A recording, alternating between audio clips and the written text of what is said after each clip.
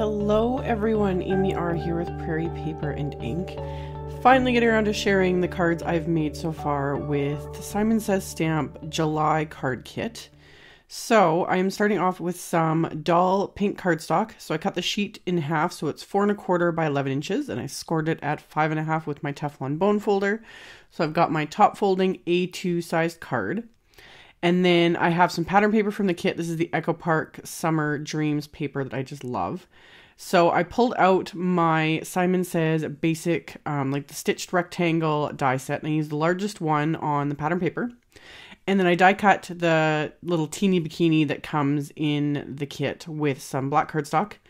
And then decided what sentiment I wanted to use, and then decided to die cut some vellum with one of the smaller stitched rectangles. And after I had done this, I was like, I want something a little more colorful. So I die cut the bikini again from one of the other papers in the pack. It's a little tiny polka dot paper. That's so cute. It's so cute.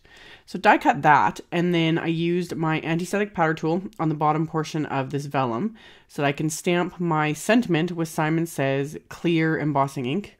So stamp my sentiment, and then I chose Ranger's super fine detail powder. Usually I use my Hero Arts white powder, which is really good with detail, but this sentiment specifically, and some other ones, you know, they're very, very fine, and I thought I'd rather be safe than sorry. So I used my Ranger ultra fine detail white embossing powder. So I coated the sentiment with that, heated it with my heat tool, put all the embossing powder away, or like back in the container and out of reach, because I've been knocking it over a lot lately. And then die cut another little rectangle with from the AUDREY blue cardstock that comes in the kit, just because with the sentiment being in white, even with the vellum, you can't really see it with how busy that pattern paper is. So this just kind of helps the sentiment to pop out a little bit. And then to adhere the bikini to that vellum, I'm using my Nuvo fine tip applicator. It's like an adhesive pen, rather than I just usually use my Nuvo adhesive. I could have used my Nuvo adhesive. You just have to be really careful, like tiny dots, because I wanted to make sure the little areas where like the bows were on this bikini were adhered down. So it was just easier to use the Nuvo glue pen. So I applied my adhesive, and then I just held those with my little reverse tweezers here and decided where I wanted to place them, and then press that down. And the other reason I picked out the pen for my adhesive is I wanted to, again, add adhesive behind these really tiny little areas. I didn't want it oozing out anywhere because you can see liquid adhesives behind vellum.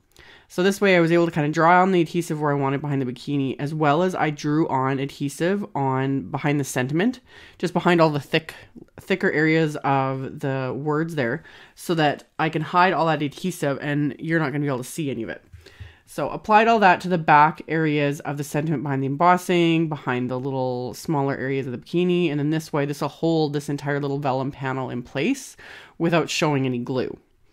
So lined everything up on my grid mat to make sure I'm like lining things up properly, and then I'm going to press that into place, let it dry for a few seconds, and then I just flipped this over and applying my ATG adhesive so I can adhere that to the card front. So got all that into place.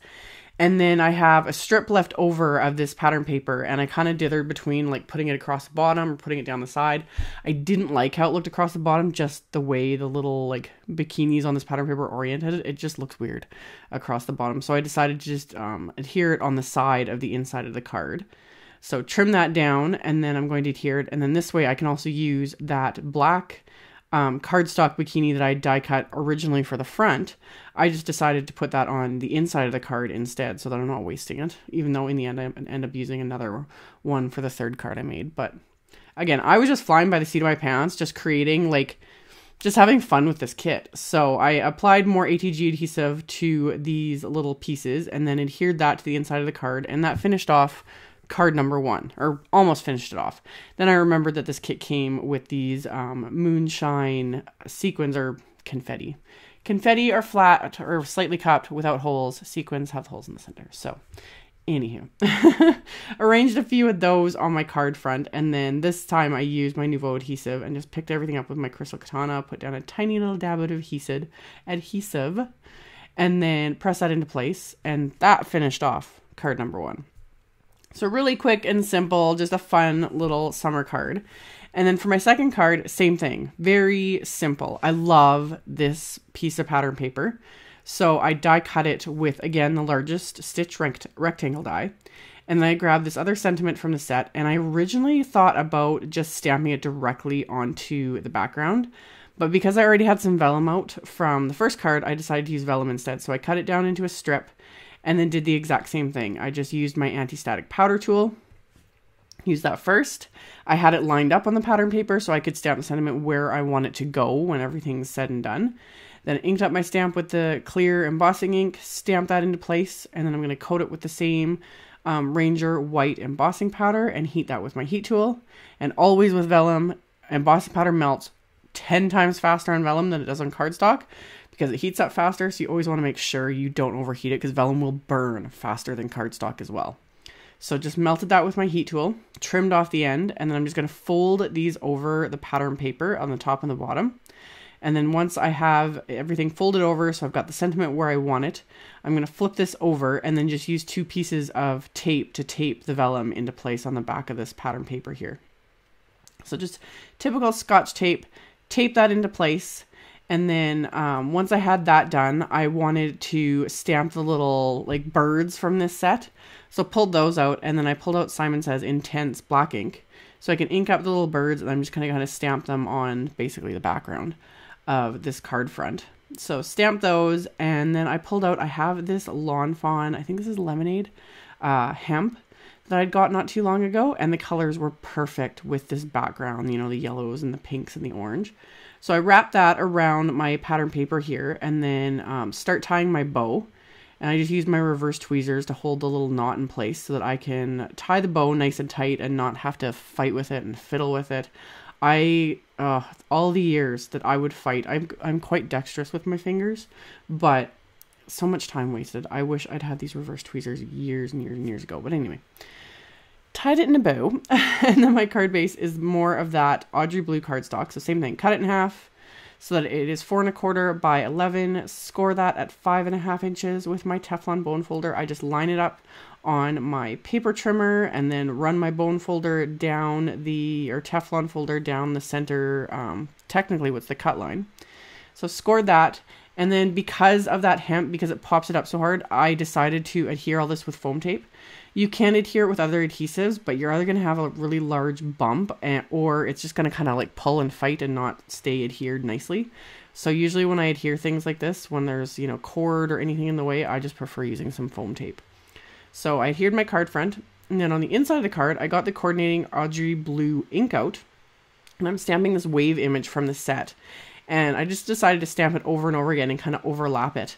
And it lined up really easily, like, you know, because it's shorter than 4 1/4 inches, but I was just eyeballing it and it just lined itself right up. I was kind of impressed. So stamped that multiple times to kind of create a little bit of an ocean going on there. So got that all stamped, cleaned off all the extra ink on my work surface there because usually I'll get it all over my hands and then all over the card front.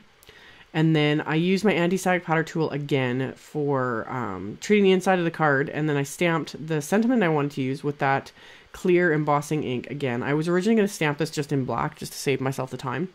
But then I decided to emboss this instead. So I used my anti-static powder tool, poured on the white embossing powder, tapped off the excess, and then let my heat tool heat up for a few seconds first, just to minimize warping the cardstock. Because like I said, cardstock takes a little bit longer for to heat emboss embossing powder. So did that, and then I got those little birds out again and stamped those in black, you know, right around the sentiment on the inside of the card. And just about finished off card number 2 here, but of course I had to add a few sequins. I thought that would look really nice with that little, you know, sunshine in the corner. So I just added 3 of these flat little confetti, not sequins, confetti. I adhered 3 of these into place with that same Nuvo adhesive. So just arranged them where I wanted and then just added the little dabs of adhesive and just pressed them into place with my crystal katana. And that finished off card number 2. So once I had card number 2 done, I can go on to card number 3. So I'm using my stitched rectangles again, and I die cut 3 of the different pattern papers as well as this little acetate sheet that comes in the kit. And FYI, with the kit, I do link to everything separately because the kit always sells out every month, but all these elements are available separately as well. So I'll have links to everything. But I die cut, I used 2 of the rectangle dies to create a frame from the pattern paper. And then I die cut the acetate that came with this just so that it was right the size to save myself from having to trim it down with my paper cutter or anything. And then I applied adhesive to the back of the frame and then pressed down the acetate. So I've got my window. And then I die cut the back of what will be this little shaker piece with that same rectangle. And then I die cut the bikini from some black cardstock. And then in the kit comes these Darice foam strips. I have a set of this that's similar, that's from Stampin' Up. One of my lovely subscribers had sent this to me. And I really like this stuff. I like how narrow it is, so it just saves you the time and effort of having to trim anything down. So I applied just one strip all the way, or a couple strips all the way around my frame. And then I pulled out my nylon thread, which is basically almost like clear thread. You can hardly see it. So I cut a piece of this longer than what's going to be my shaker. And then I flipped over the bikini. On camera, it doesn't look like any different. But in real life, you can tell the back side of this is all it's all got grooves and everything from my cutting plate. So I flipped it over and I'm holding this nylon thread where I want it to be. And then I'm taping it to the back of this bikini with just a little piece of the same Scotch tape that I cut down so that it can be hidden behind here.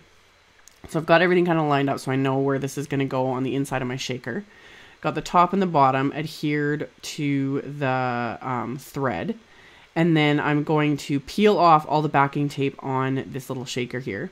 And usually when I do things like this, I end up adhering the piece with the thread, pressing it in here, and then I would do a second layer of foam tape, to create a really interactive shaker. But this time I decided to just use the one layer because I'm using that same confetti, which is fairly flat. So I didn't want it to be too bulky.